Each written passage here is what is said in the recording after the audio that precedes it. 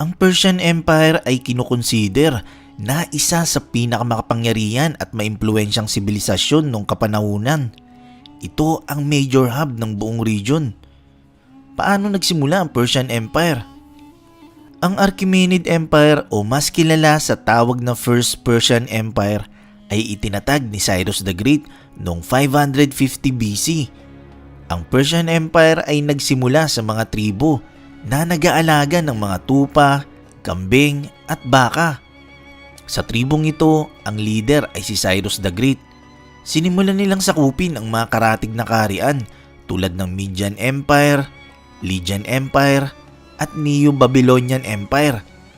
Lumawak ang imperyo ni Cyrus the Great at dito nga nagsimula ang First Persian Empire. Alam mo ba kung ano ang kakaiba sa imperyo na ito kumpara sa iba? Di tulad sa ibang imperyo, ang Persian Empire ay tanggap ang mga taong nagmula sa iba't ibang lahi na may iba't ibang paniniwala at pananampalataya. Hindi uso sa Persian Empire ang discrimination, lalo na sa reliyon. Isa ito sa dahilan kaya maraming na-attract na manirahan sa lupaing ito. Sa ibang kaharian kasi hindi ganyang kaluwag. Nais ni Cyrus the Great na ang mga taong sa kanyang kaharian ay may pantay-pantay na karapatan at kalayaan na i-practice ang reliyon na kinabibilangan nila o gusto nila. Dahil dito, mas lalong hinangaan si Cyrus ng mga mamamayan na kanyang sinasakupan dahil sa kanyang ginagawang suporta sa mga tao para mas lalong ma-improve ang kani-kanilang buhay. Ang artifact na ito ay tinatawag na Cyrus Cylinder na natagpuan sa Babylonian ruins noong 1897. Isa itong baked clay na naka-engrave lahat ng naiisip ni Cyrus pagdating sa racial, linguistic at religious freedom. May kita rin sa artifact na ito kung gaano siya ka-generous sa mga Babylonians na nasakop nito. Nung naging hari si Darius the Great, nagpagawa ito ng mga kalsada na magko-connect sa Persian Empire mula Susa hanggang Sardis. Ang kanyang layunin ay para maging smooth at mabilis ang communication sa buong imperyo. May distansya ito na nasa 1,700 miles na kung lalakarin, aabutin ka ng 90 days na paglalakbay. Pero kung nakasakay ka naman sa kabayo, nasa 9 days lang ang aabutin. Ang daanang ito ay tinawag na caravanserai at lahat ng dumadaan dito ay tinatawag na caravanners. Nakalaunan ang daanang ito ay naging ruta ng kalakalan, commerce at pagpapalitan ng impormasyon. Ang military training ay napakahalagang aspeto para sa Persian Empire.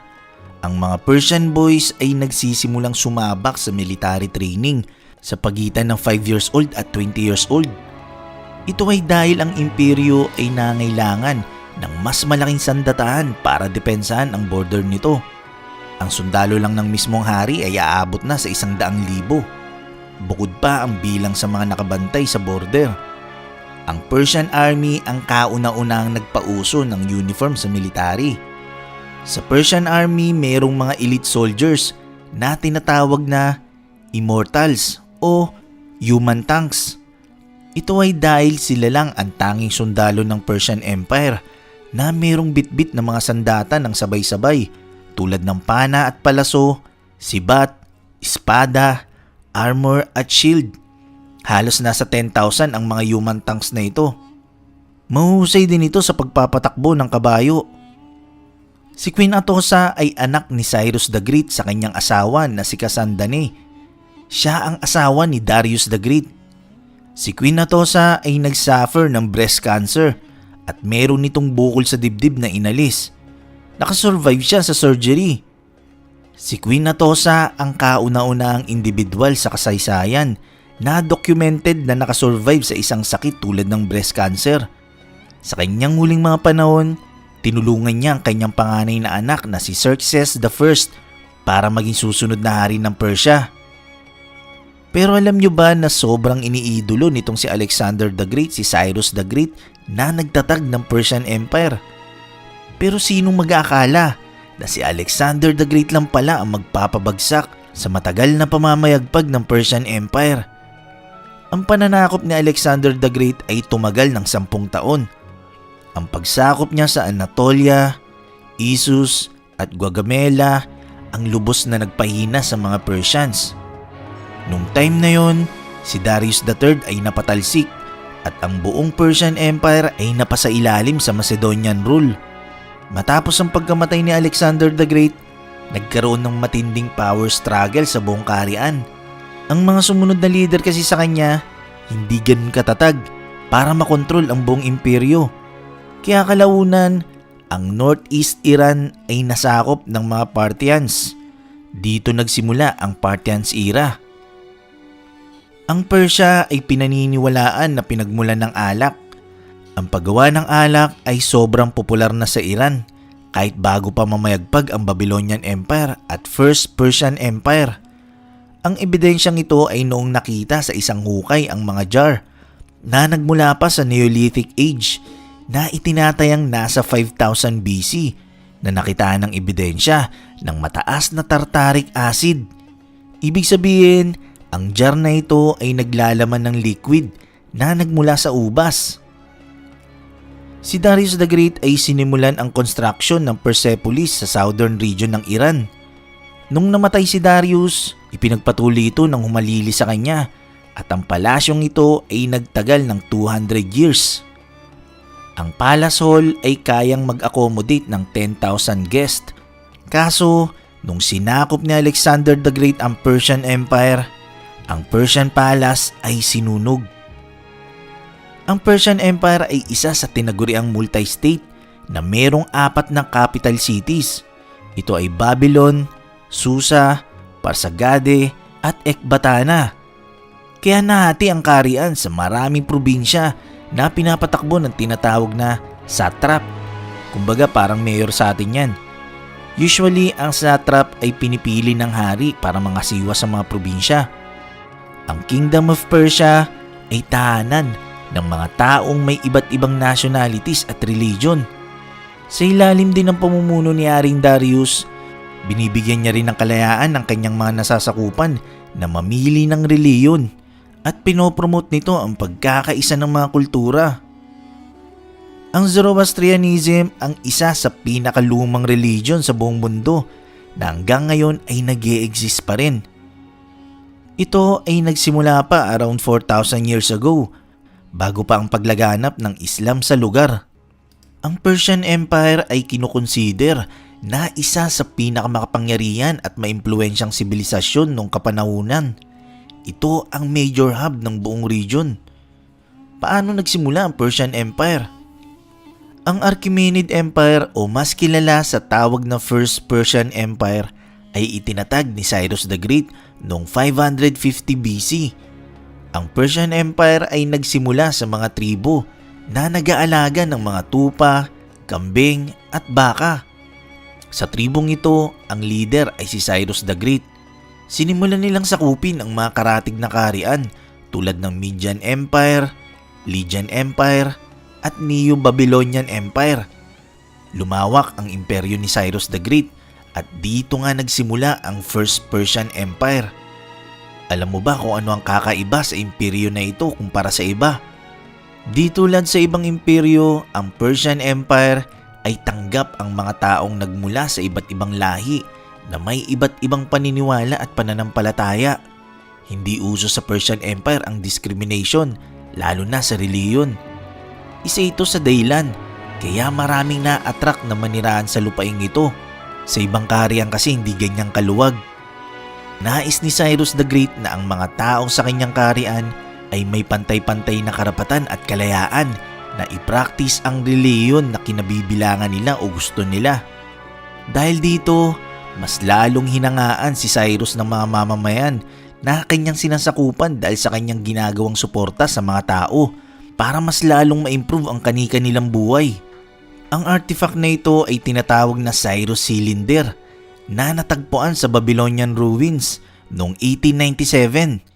Isa itong baked clay na naka-engrave lahat ng naiisip ni Cyrus pagdating sa racial, linguistic at religious freedom.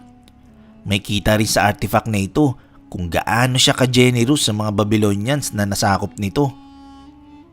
Nung naging hari si Darius the Great, nagpagawa ito ng mga kalsada na magko-connect sa Persian Empire mula Susa hanggang Sardis. Ang kanyang layunin ay para maging smooth at mabilis ang communication sa buong imperyo.